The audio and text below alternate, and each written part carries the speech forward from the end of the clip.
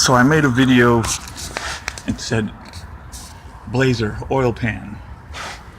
Well, I didn't actually film the work because it took too long, but anyways, I built this motor, I put this oil pan on it. It's all aluminum, but I'll tell you right now, the Felpros don't work for shit on these motors.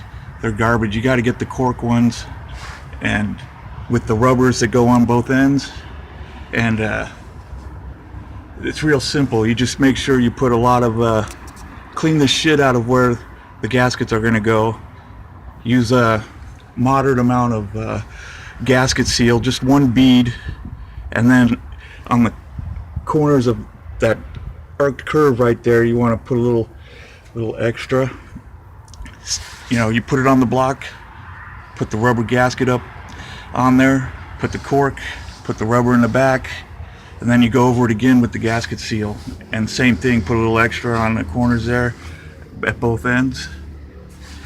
But when you're taking the oil pan off, you've got support bars. I don't have mine in right now, but those got to come off. They're right here and right here, and they mount over here. There's another bracket that comes off here that's part of the motor mount, and that's where they mount to. And what else? The cover for the flywheel starter has to come off. Make your life a little easier and undo these oil lines so you can push them out of the way. You don't have to, because they're only metal to there, then they're rubber. So you undo them right there. You're gonna make sure all your oil's drained. Otherwise you're gonna have a hell of a mess. But the two on the ends right here are the hardest to get to. I used a swivel head socket.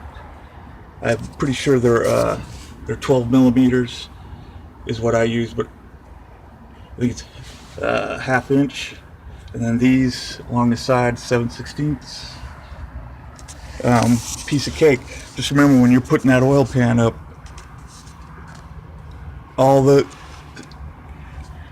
liquid gasket should be on the gaskets, and when you push that oil pan up in there, the same way it came off, it has to come down.